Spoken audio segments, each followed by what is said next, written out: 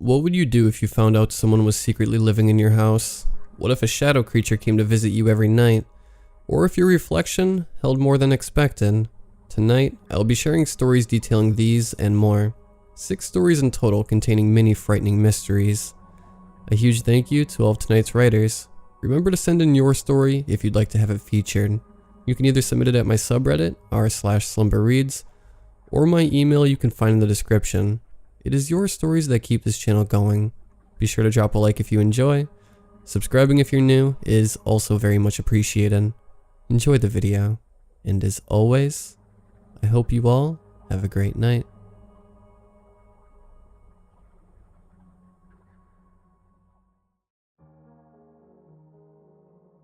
I've always lived in an old house. I've lived there for as long as I can remember. I'd always grown up hearing creaks and clunks and groans.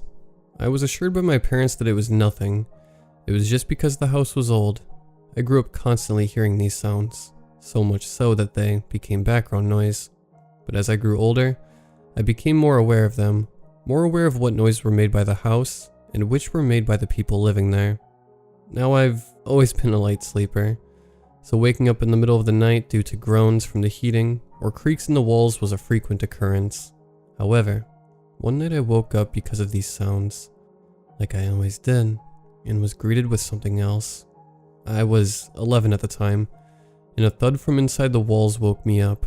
I shot up in bed immediately, glancing around me, when I heard a single noise from the wall that would change my life forever. A knock. A single, loud knock. My heart jumped into my throat. A single child. My parents' bedroom was across the hall, and this noise was coming from the wall adjacent to my bed, the opposite direction of my parents' bedroom. Followed by the knock was silence. Simple, eerie silence. Then footsteps, then silence. I hesitantly walked towards the wall and placed my ear against it. Still silence. Then, a faint tapping. Like rain pattering outside, except this rain was inside the wall. I remember screaming and my parents running into my room, only to tell me nothing was wrong. I couldn't say I entirely believed the situation myself, but I never slept the same again. Over the course of the next year, incidents about the walls were infrequent and random. I'd always loved singing, and whenever I did so too loudly, I would often be greeted by quick tapping from inside my wall. Until a year later, when I was awoken by knocking from my wall again. I ignored it and tried to get back to sleep, but shortly after the knocking finished, I heard footsteps. They were louder than normal, more frantic. My eyes widened in disbelief. My heart pounded. Silence once again. Then, cutting the air like a knife, a short, low-pitched laugh. I don't remember much after that. Apparently I blacked out and made a really loud thud when I hit the ground, so my parents got worried. Came to check on me, then called an ambulance and I got taken to the emergency room. While we were in the hospital, our neighbors apparently heard noises in the house, got worried and called the police. They arrived to find a man wandering the house armed with a shotgun. He was arrested and charged with trespassing, possession of a weapon without a correct license, assault of 2 police officers, and what he later confessed in court to, conspiracy to murder. He had planned to kill us that night. Police searched the house and found all the walls had been hollowed out, and the whole house was an intricate maze with several exits and entrances, leading outside hidden all over the house, accompanied with 2-way mirrors, hidden cameras, and peepholes. The man convicted had transformed the house the way it was, while the previous owner still lived there, over the course of several years, while they were away on vacations and business trips, waiting for the right family to move in. We moved houses later that week. It's been 14 years and I still remember that laugh vividly, and when I really can't sleep at night, I can always hear knocking in my walls.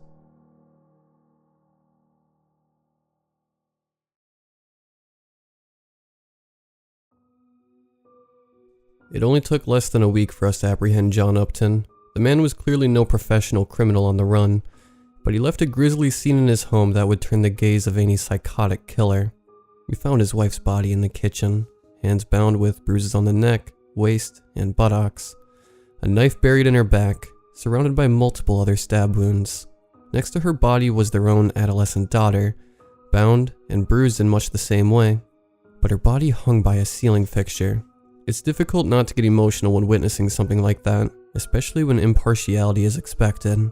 Looking that pathetic, twisted man in the eye, I struggled to remind myself that the investigation was not yet complete, that there was a small sliver of a chance the man was innocent. Seemed unlikely to me on account of the fact he apparently had a flight booked for Europe. Combine that with the fact that autopsy reports revealed the victims had died the day before Upton had started missing work.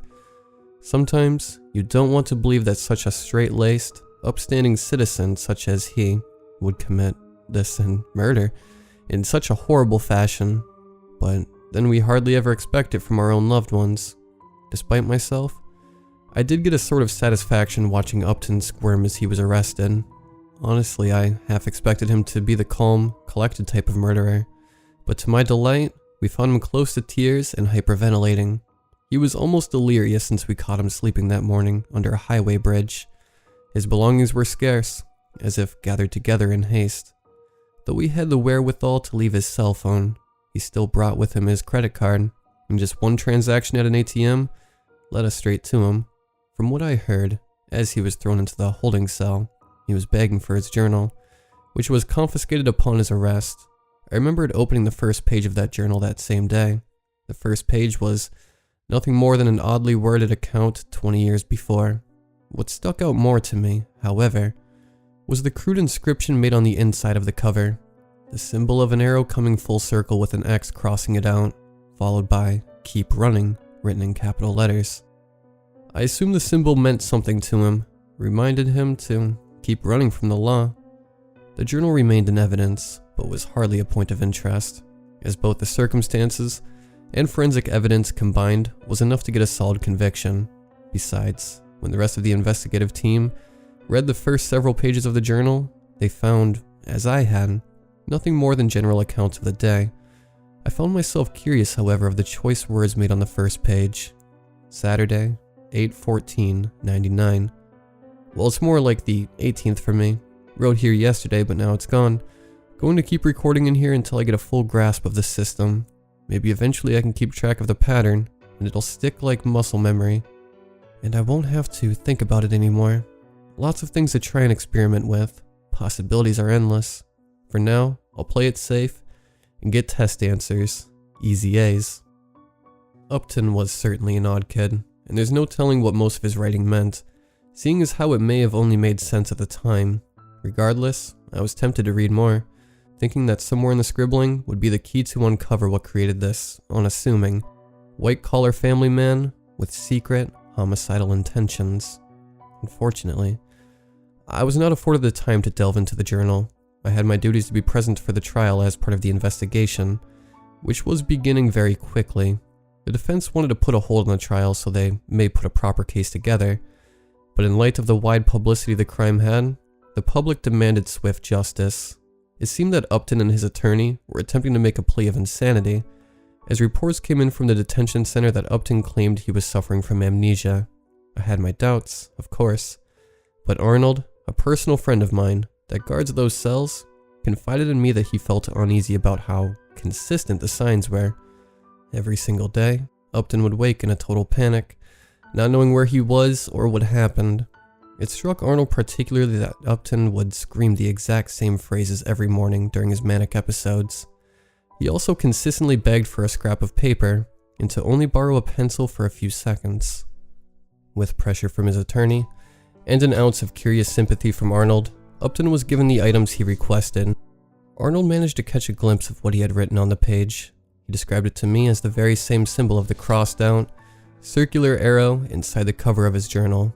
This time, however, he wrote, "Corey and Kelly are dead," below the symbol.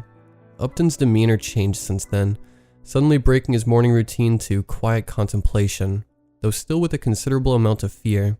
Before long, he suggested to his attorney that a lie detector test would prove his innocence.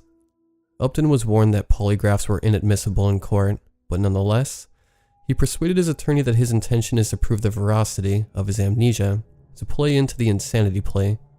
To begin, the machine was calibrated as to remove all doubt of mechanical failure. Upton was first asked simple questions like his name and favorite color. and he was to answer twice, first with the truth, then a lie.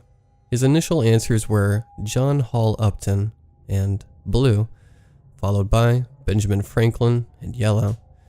The graph spiked wildly following the lie, and Upton expressed his satisfaction with the validity of the test.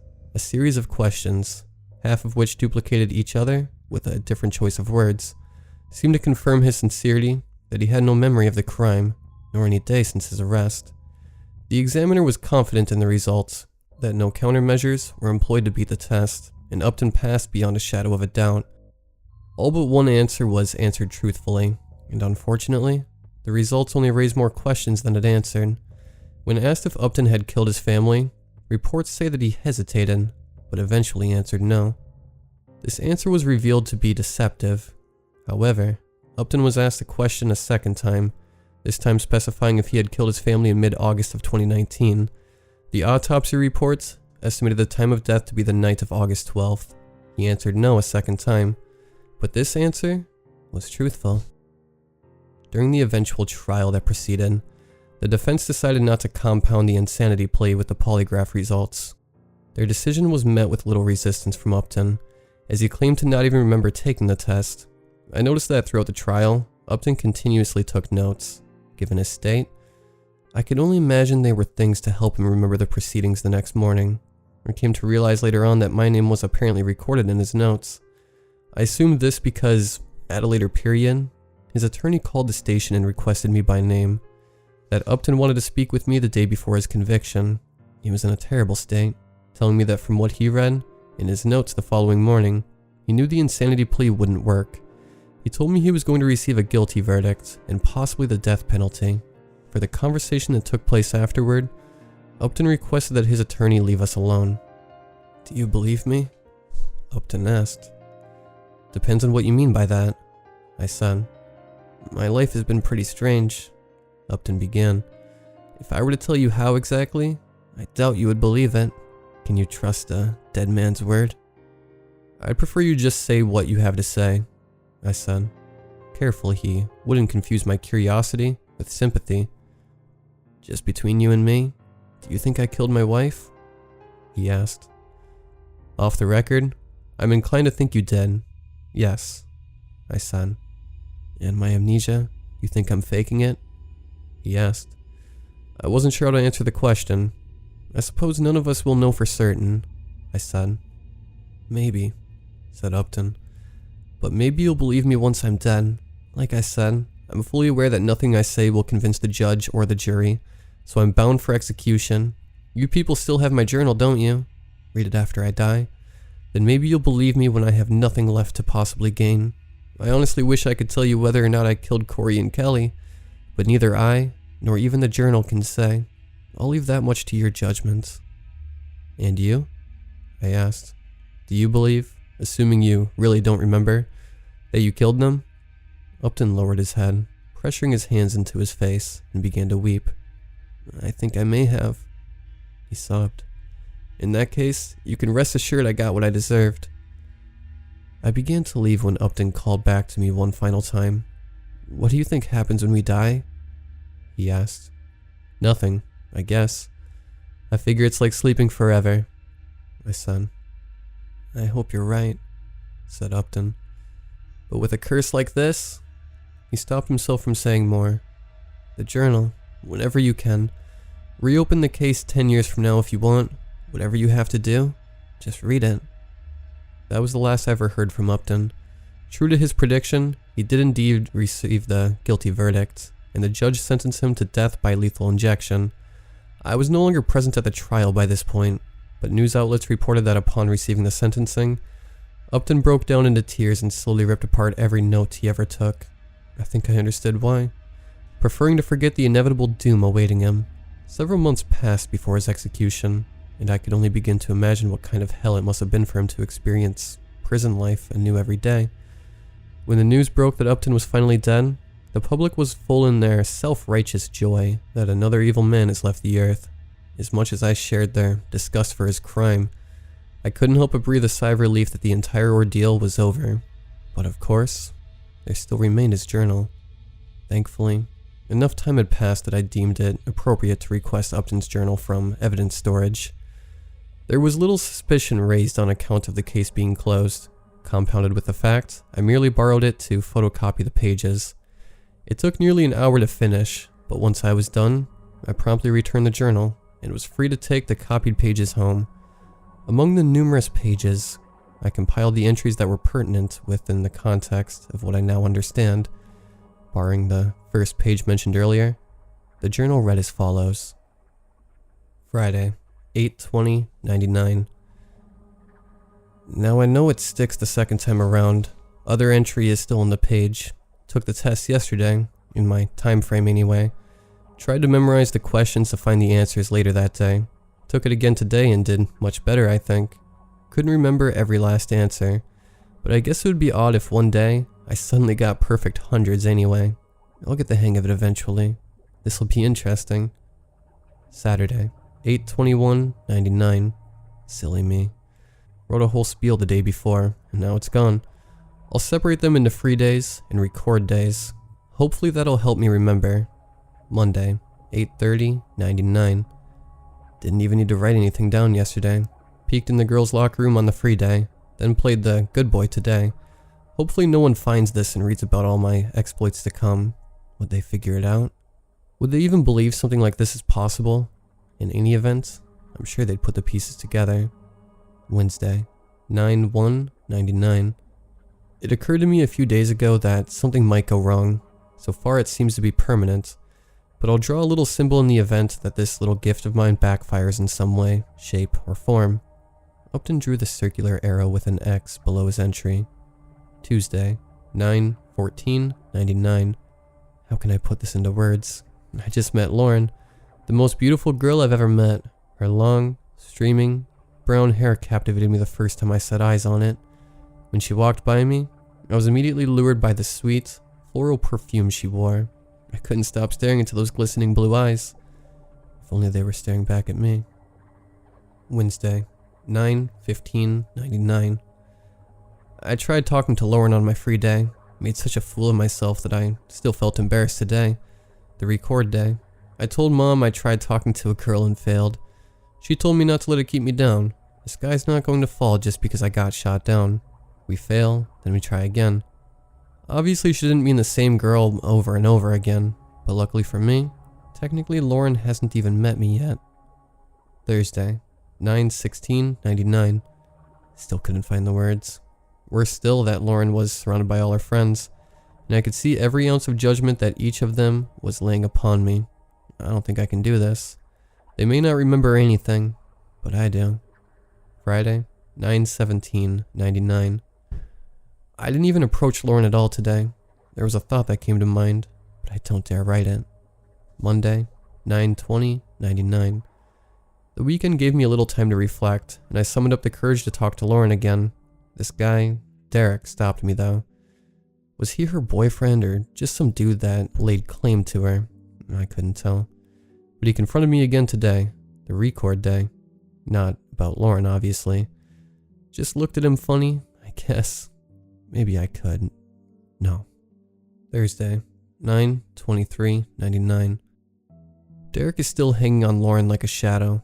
Worse still, she seems to be happy about it. Can't even talk to her on my free days with that big guard dog following her everywhere. On the bright side, met Corey today. She's pretty cool.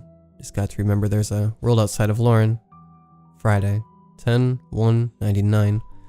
If I were a fighter, I'd just memorize every punch Derek would throw, then kick his ass. Too bad I don't have the weight behind me.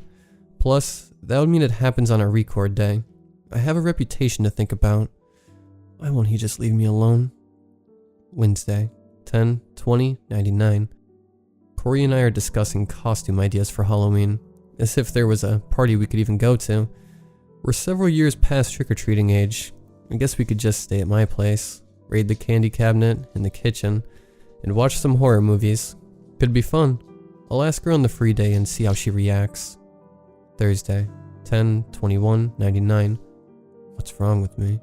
Corey was ecstatic when I suggested a movie marathon for Halloween, but when it came to asking her on the record day, I choked. I already knew the answer. Just that concept of permanency made me anxious. Now it's too late. She made plans with her friends just a few hours afterward.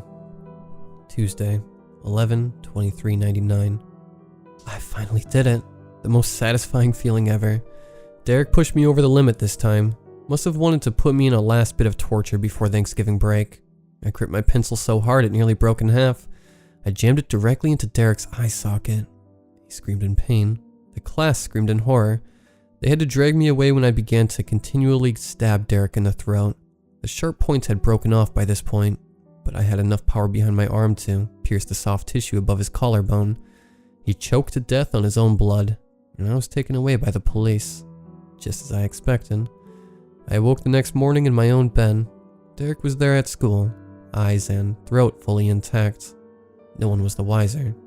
Even when he shoved my head aside, I could only laugh, remembering the spectacular mess I made of him on the free day, much to his chagrin. Friday, 12/3/99. I must be giving off a strong aura of confidence because Derek hasn't messed with me for the past week. That, or he's just moved on to new meat. Either way, I'm glad it's finally over with. Been a rough couple of months, of course, given my condition. It's been twice as long as everyone else. I'm just glad to have Corey as a friend throughout the whole ordeal. Monday, 12/27/99. School's still closed until tomorrow for the holidays, and everyone was out spending their Christmas cash. To my surprise, during a walk along the shopping plaza, there was Lauren. Derek, nowhere to be found. She was alone, and I followed some distance behind her before working up the courage to talk to her again. It was a free day after all. What did I have to lose? I caught up to her, and to my surprise, we had a wonderful conversation that lasted for hours. I could talk to her about anything, it seemed. Almost anything, anyway. We hung out for most of the day, and I walked her back home. Just by the door, I kissed her on the lips. I was shocked to see her smile in return, and she said she would see me again once school started back up. I couldn't wait to do it all over again on the record day. Today, we did the exact same thing we did on the free day, walking together and talking for hours. One thing threw me off though, and I can't really explain. When I walked her to the door and kissed her, she reeled back and ran inside. Everything played out exactly as it did before. Why did it change in the end?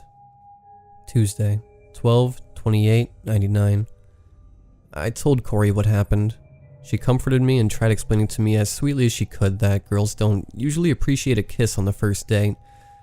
I figured I should apologize to Lauren, but Corey told me it would be best to just leave her alone, as she was probably just as embarrassed as I was.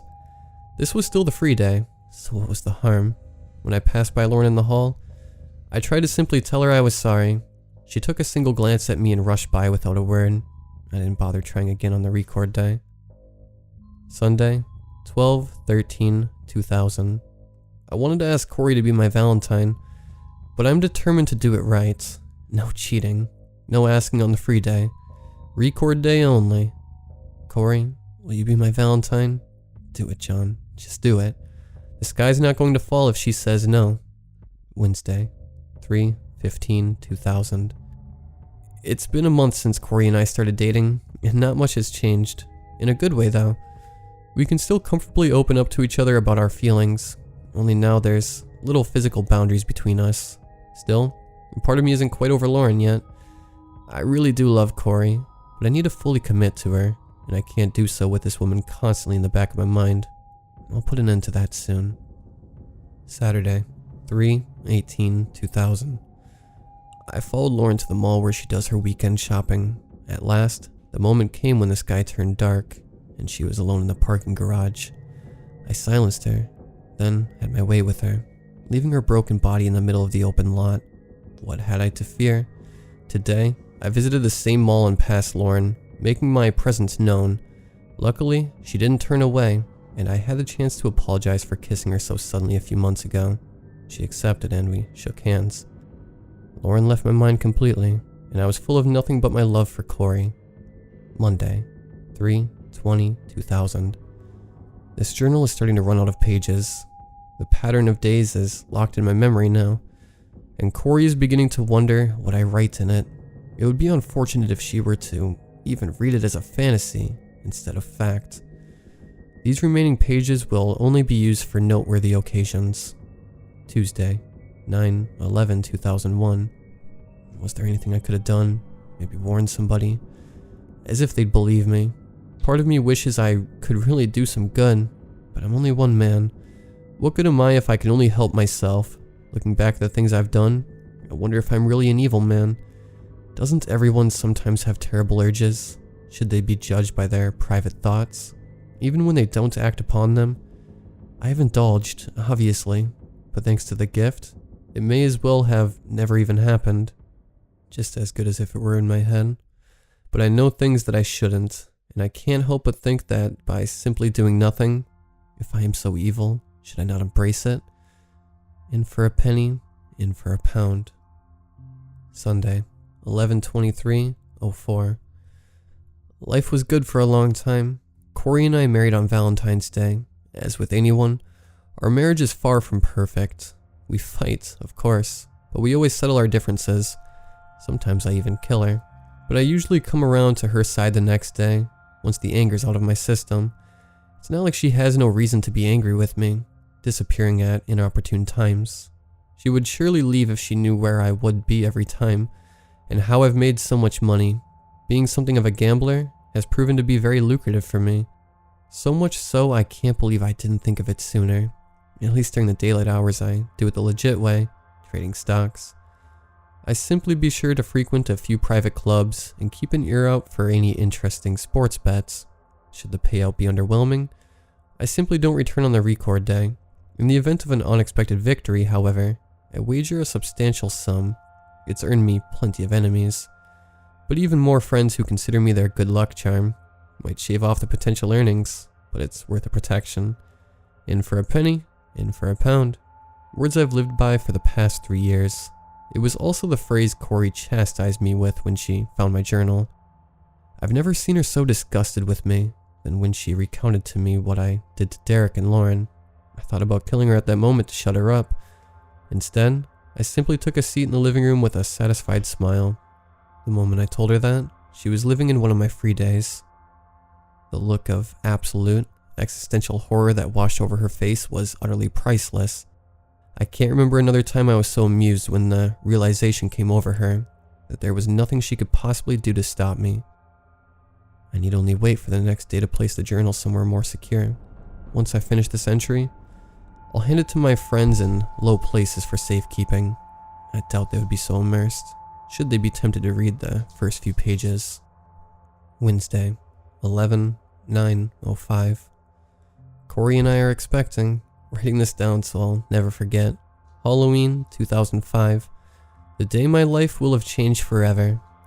Tuesday, 6/6/06. Corey drove me practically crazy today, so I chopped her head off. Curious that it just so happened to be on this day. Sometimes I wonder if this gift is the devil's work. I must say, I was rather disappointed that no demons or apparitions appeared when I killed her. It's probably safe to say numerology is a load of bull. Corey's fine now. Worst thing to happen was she spit in my eggs this morning. Saturday, 8/12/06. Welcome to the world, Kelly Upton. I'll never forget holding you in my arms for the first time. It's a sensation that I'll never get to relive. Even doing it all over again just isn't the same. I wish I could just bottle that feeling and share it with you. Who knows? Maybe one day you'll understand. If you're reading this, I firstly hoped it's ripped out from the rest of my journal. Should the rest of it be tossed in the fireplace with only this page surviving, know that it's all for the best. Maybe you're reading this to find answers to strange things that are happening to you. Is it deja vu? You may be wondering. I know the feeling, and no, it's not in your head. You're not alone. In case you've read up to this point from the beginning of this journal, please don't think any less of me. I would never do anything to hurt you. Dear Kelly, if you have read this far, happy birthday. You've grown into such a beautiful young lady. It kills me to think you could one day belong to someone else. What I've written is true. I would never do anything to hurt you. After all, you're reading this on a free day, so this page and everything that's about to happen will be erased. It's just been 13 years since I've fed these dark urges, and I need to finally satisfy them for good so we can go on living as a happy family. You're going to become such a lovely woman when you grow up. Resist if you must.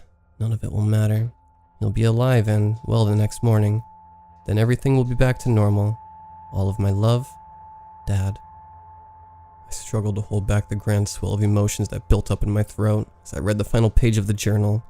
True enough, the dead man had nothing to gain, but also nothing to lose. Perhaps he really did lose all memory of what he did, in hopes some justice may be served to the real culprit after his death. Amidst the sickening rage, I felt somewhat satisfied that justice was done. Then I was reminded of Upton's last words to me, asking my opinion of the afterlife. He was desperate to believe in an everlasting peace of death. I claimed no expertise on his condition, be it temporal, supernatural, psychological, or otherwise. Clearly, whatever force gifted him with such power saw fit to take it away in the most appropriate fashion, and with impeccable timing. I sincerely hope that his curse now grants him a never-ending hell, awakening to his final day in prison, that he is bid farewell by every inmate who despises him, and ends every night in paralysis with liquid fire injected into his veins for an eternity.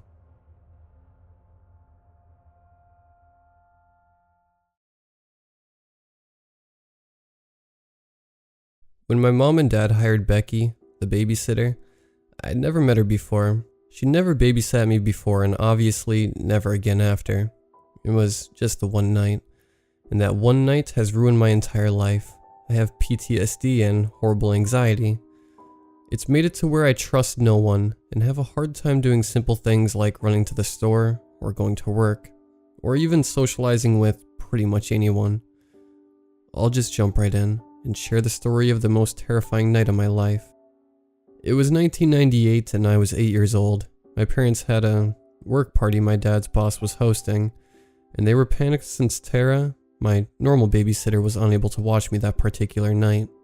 As a last-ditch effort, they called a number they plucked off from an ad hanging at the local grocery store, advertising a young woman who babysat and was very qualified.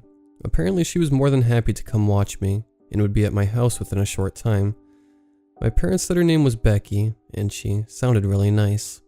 I remember being a little nervous at meeting her, but I wasn't too concerned. At 8 years old, I could think of anything to talk about, and become best friends with anyone within 5 minutes of meeting them. The doorbell rang and my parents scrambled to the door excitedly. I guess they were really excited about that party. When they opened the door, a tall, young girl, maybe 20 or so.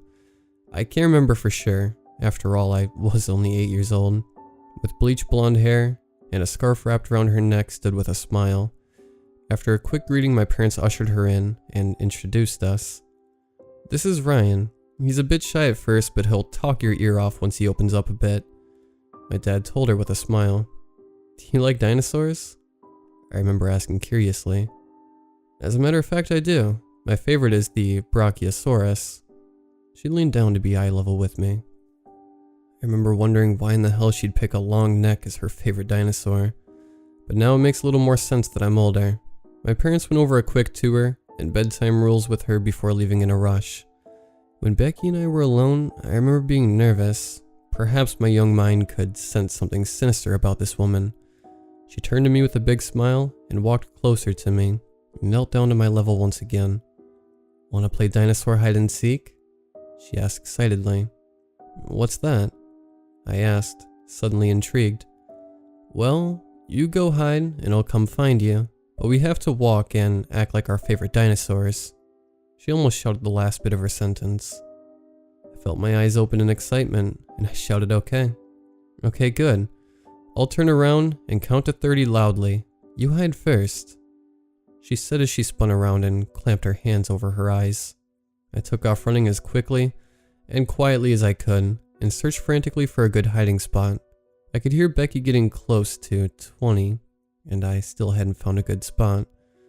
With a couple of seconds to spare, I spotted a huge clothes basket and quickly jumped in, covering myself as best as I could. I pulled some clothes aside so I could peek out, and watched as she looked for me. 30, ready or not, here I come. She stretched the last part out dramatically as she attempted to imitate a dinosaur roar. I can remember the way her voice contorted, giving me goosebumps, but I was too excited to pay any real attention to it. Her footsteps boomed throughout the house, slow and heavy. Occasionally she would let out a low groan, as if to imitate a dinosaur. My heart raced with anticipation as I knew I had a good hiding spot. After a minute or two, her thudding footsteps were about to round the corner and come into the pantry I was hiding in. My heart was thudding against my chest as I held in a giggle. I was having a blast. I could now see a shadow as she neared the doorway.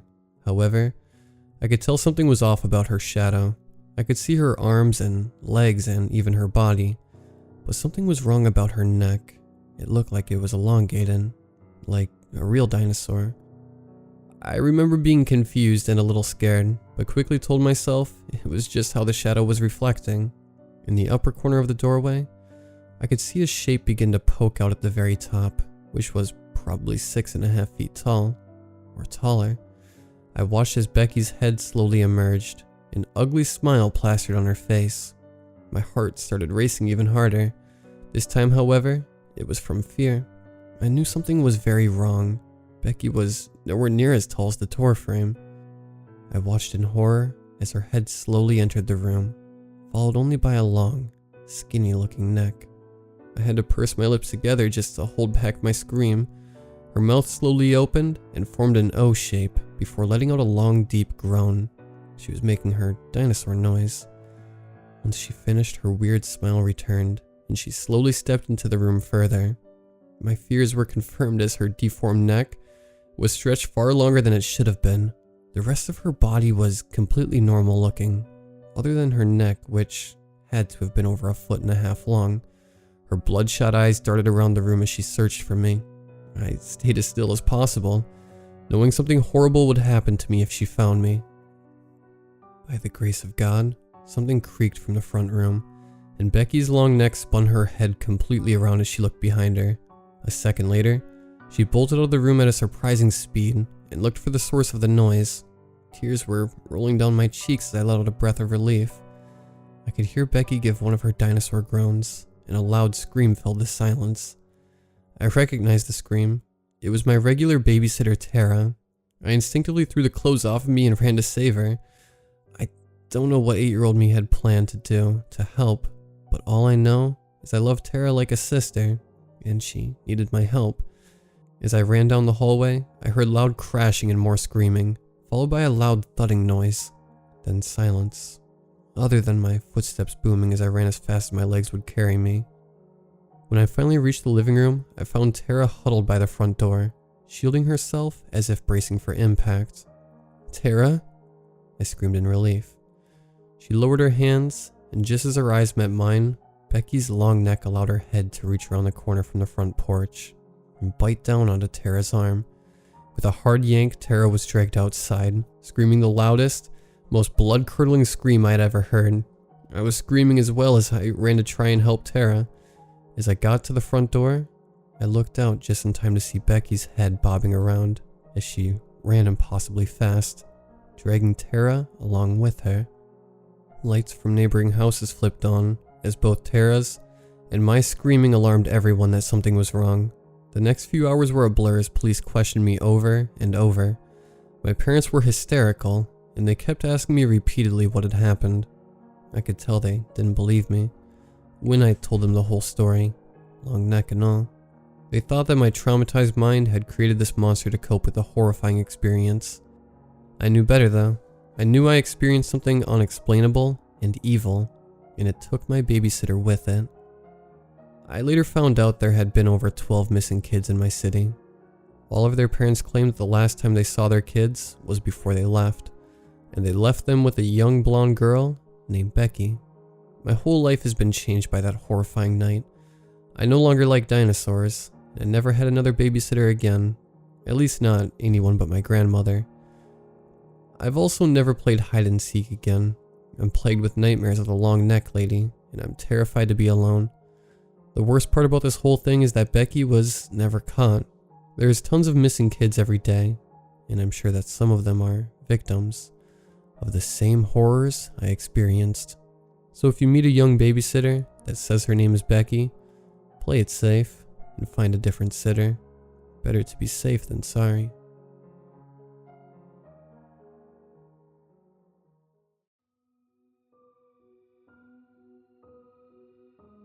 I just recently moved into a new house, about 1 month ago to be precise. I'm a 20-year-old second-year college student who looks pretty intimidating. At least, that's what my friends say. I tend not to be scared of many things, because I'm a pretty logical person, and it's in my nature to just think it's the house settling, or someone just simply misunderstanding what they saw. But when you live all by yourself in a house that was built very recently, it's kinda hard to blame it on the house settling. Every night I hear a very specific sound, like footsteps but with more bass on them than usual. But I leave my room and nothing is there. One specific night, I did not hear the footstep-like sound. I was relieved but worried at the same time. I woke up in the middle of the night to use the bathroom. I get into the bathroom and do my usual midnight routine, but after I wash my face, I look in the mirror. I see a flash of a dark presence behind me. I look back and nothing's there. I look back at the mirror and it's closer. I freak out, and without looking backwards, knowing it will disappear again, I swing my arm at it. My hand makes contact. I swing again, contact, and again. But on the fourth swing, I feel contact, but then I can't pull my hand back towards me, like it caught my hit. I look back to make it disappear, and it does, but I can't move my hand. I look back at the mirror and the presence is gone, but instead, there is a dark shadow slowly consuming my face. I yell. It quickly disappeared. My hand is free and I quickly run out of the house. Knowing that I left my car unlocked, I get in. I start to drive away. I look in my rearview mirror. It's in the back seat. And in a faint whisper, I hear, "Where are we going?" I try to remain calm and say, "The police station." It says, "Wrong answer." And suddenly, my car turns around. Without me turning the wheel, the car starts going full speed down the road. Past my house, the headlights turn off. I can't see anything. A couple minutes pass. The headlights turn on and immediately I see the same shadow creature on my windshield, spasming, like it's having some sort of seizure, but all while keeping its eyes locked onto mine. I speed forward and end up crashing into a building, and then I pass out. I wake up hearing sirens and I'm in an ambulance. The medics look at me and immediately they can tell I saw something and that it wasn't entirely my fault. I look out the windows on the doors of the ambulance and see my reflection. I see the dark figure very faintly and remain calm. I tell one of the medics to look at the reflection. He sees it too. They tell me to go back to sleep. I wake up in a hospital bed with the nurse telling the doctor what had happened, and the medics telling the police what I had seen.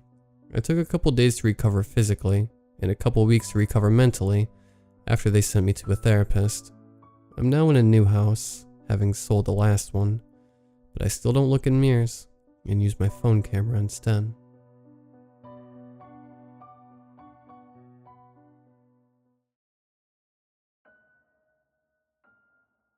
I'm in bed watching reruns of American Dad, wrapped in my comforter's warm embrace. I slowly drift off to sleep. I get shook awake and immediately jump out of bed expecting to get yelled at by my mom for being late for school.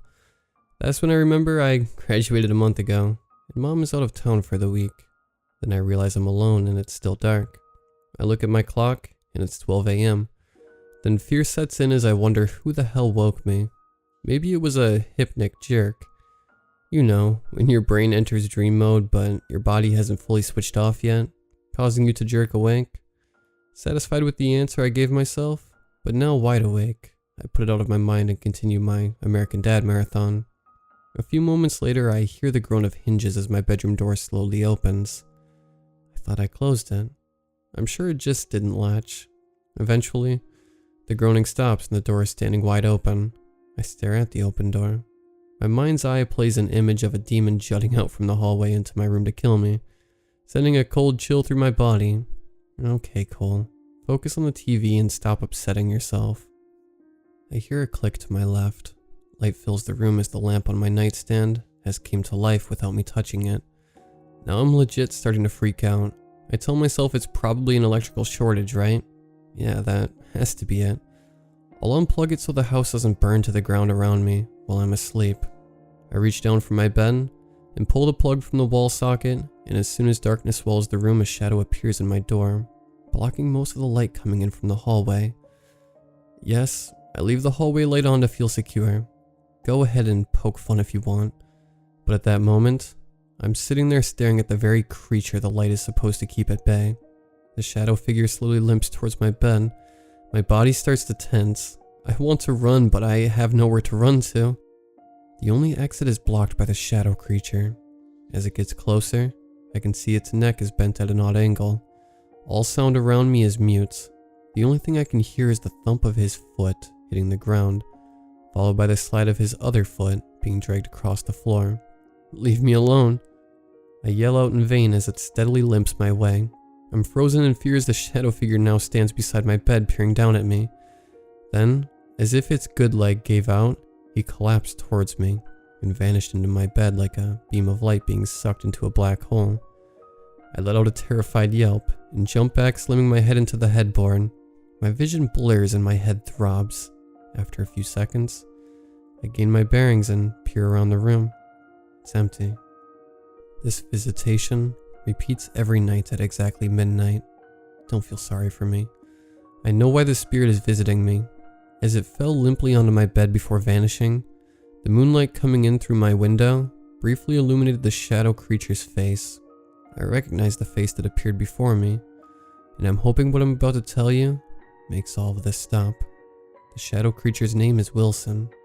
Wilson was chubby, had glasses, long black hair he kept in a ponytail, and he had a patchy beard, a real geek.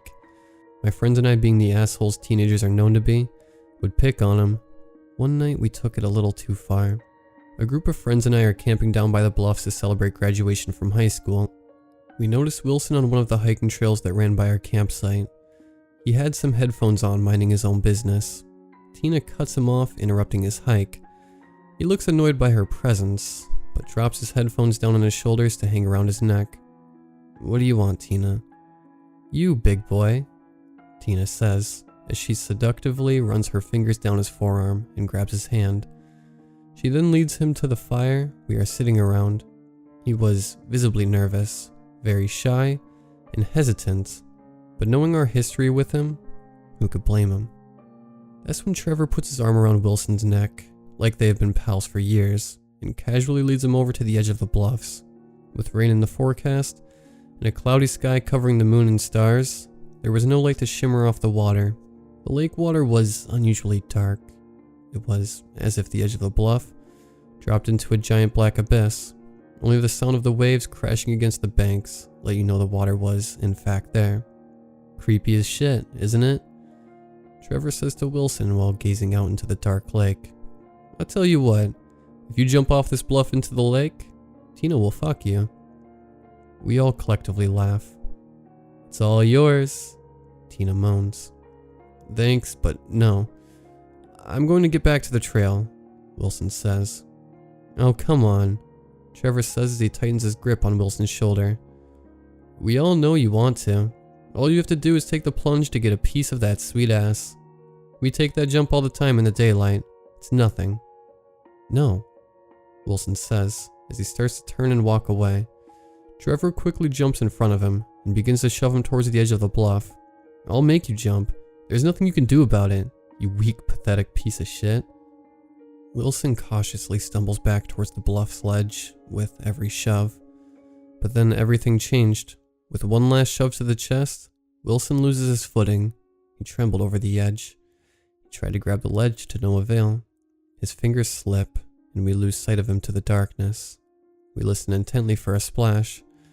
Please let there be a splash. But there wasn't. Just a sick thud. I pick up my phone, the only possession I brought with me that night besides beer. If you haven't guessed by now, my phone read 12 a.m. I put it in my pocket, grabbed the cooler, and we got out of there. We had just bullied someone to his death. Well, Trevor had. But I stood by and let it happen. That makes me just as guilty as Trevor. Some hikers found his corpse the next morning. Look forward to the future. Leave the past in the past. We have all heard that saying in one form or another. That's not so easy for me. It's hard to turn the page and start a new chapter when I'm being haunted by the past. I haven't slept more than a few hours every night, as Wilson's return at midnight is imminent. I'm slowly spiraling down into a deep depression. So my hope and reason for this post is that the truth will set me free. I hope it sets us both free.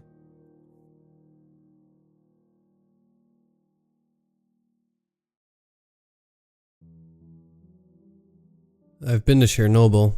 Contrary to the popular belief, it's not the awe-inspiring place, just another abandoned town, albeit one with high amounts of radiation compared to other places. There is an atmosphere to this place, sure, I'll give you that. It's mostly one of sadness and emptiness. The story is an awful one.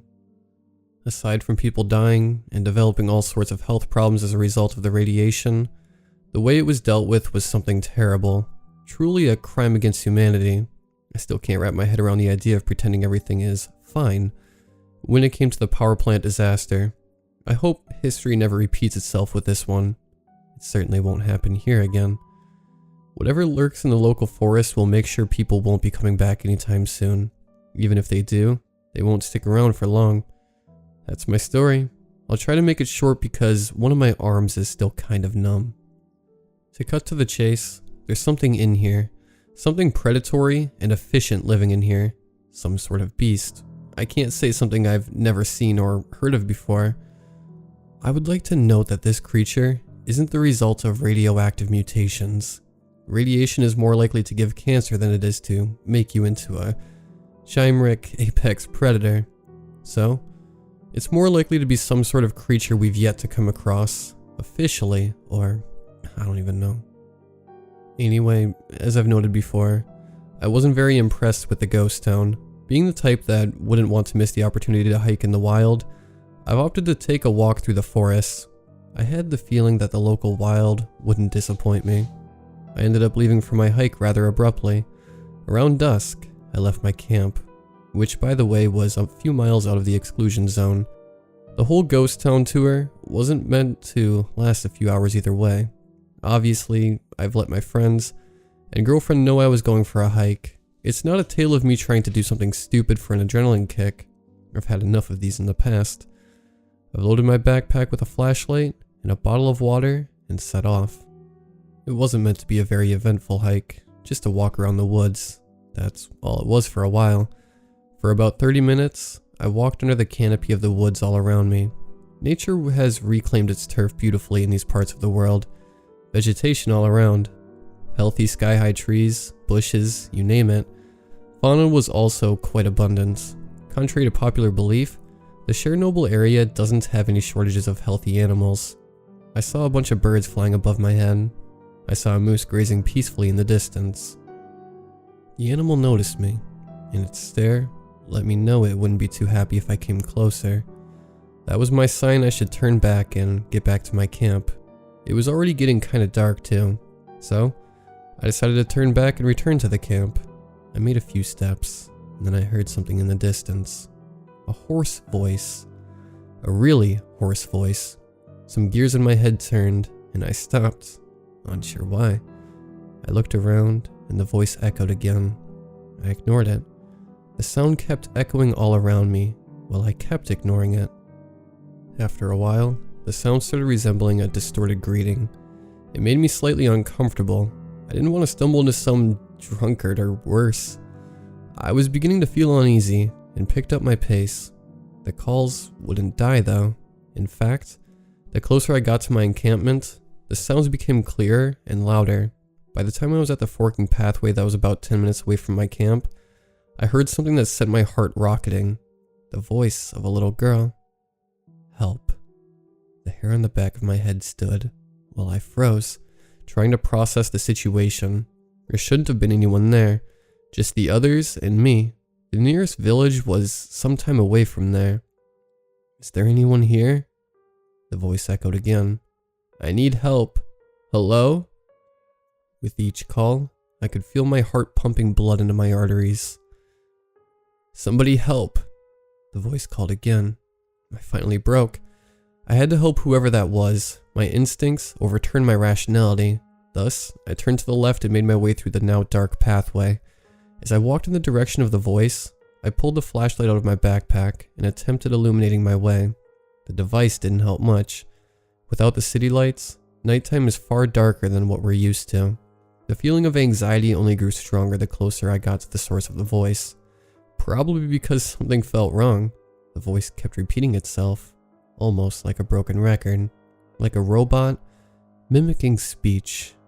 I should have known better. I should have turned away, but I didn't. After a few minutes of walking in the direction of the voice, I stumbled across a massive, bushy growth from behind, which the voice seemed to come. "Hello? Is there anyone here?" It called, incredibly lively. I stood there for a moment, thinking about what I should do while the calls for help persisted. I heard something twitch from behind the bushes, and that noise made me try to pry the vegetation apart. I guess I was convinced it was a child in there. What I saw when I created an opening in the vegetation will be etched into my imagination forever. It wasn't a child. No. Inside the bushes sat a massive bear-like thing. It hadn't noticed me just yet. It opened its mouth, and inside there were 3 rows of shark-like teeth. As I stood there, frozen with fear, about to shit myself, a little girl's voice came out of the maw. "I need help," it cried in an eerily human voice. Its nostrils twitched, and I bolted out of there. I ran as fast as I could, but the beast gave chase. It was onto me, and hearing the way it moves, I looked back. Gaining up on me was an incredibly muscular feline beast with a wrinkled baboon's head and a massive mane around its head. My heart was about to blow up with fear, but the adrenaline kicked in and I felt myself running faster than I ever could. The beast was relentless. It didn't seem like it was planning on giving up in an easy meal. It made those disgusting cries for help again. I didn't look back again. Running between 2 trees, I felt a stabbing sensation in my arm. I didn't look at it. I couldn't afford to. The beast was inching closer to me. I just kept running, as far as my legs would be able to carry me. I didn't have any plan or anything. I just wanted to get away from that thing. In my haste to escape, I neglected to look where I placed my feet and ended up tripping over something. I landed headfirst into the dirt. I tried to get back up, but then I felt something breathe at the back of my neck and froze again, on my hands and knees. All sorts of terrible thoughts started flooding my mind. I was sure I'm going to be minced meat in a matter of moments. The creature roared at me, if you could call the sound of clogged trumpets a roar. I just closed my eyes and hoped it wouldn't be too painful. Nothing came. I tried staying still, but my injured arm just collapsed underneath me. Still, nothing happened. It's like the beast faded away, but I couldn't risk looking. I just lied there. The howling of wolves echoed all around me. Then I heard the movement of the beast again, but it was moving away from me. Still, I did not dare to look. The howling drowned all other sounds around me. It was distant, but there was something soothing about it. The howling wouldn't stop for a while, like a beautiful lullaby of the wild. Once the steps of the creature seemed far enough away, I dared to turn myself on my back, albeit with great difficulty, seeing how I couldn't feel my right arm anymore. The creature was some distance away from me. Now I could see it in its entirety. It looked like a dark brown lion on too many steroids, with a mutated head and a spiked tail. About that tail, before getting up to my feet, I tried nursing some feeling back into my arm. That's when I noticed a long spine stuck into my deltoid. It was rather thin, so I opted to pull it out. Didn't feel a thing when I did. My arm was, and still kind of is, useless. That was 2 days ago. Now I'm at a hotel in Kiev, and I haven't told anyone about the creature. Just said I fell down and didn't remember what happened to my arm. Apparently, there was some sort of neurotoxin in that spine. I'm glad it just hit my arm and not anything more vital. I ended up looking up the features of the creature. Turns out there is this legendary monster called the Manticore that fits the bill. They were thought to devour whole towns in one hunt, and were used as the explanation for ghost towns in the past. Unironically, the name comes from the ancient Persian phrase for man-eater. Manticore or not, either way. Knowing that this creature is out there, I'm probably not coming back to field trips in Ukraine anytime soon.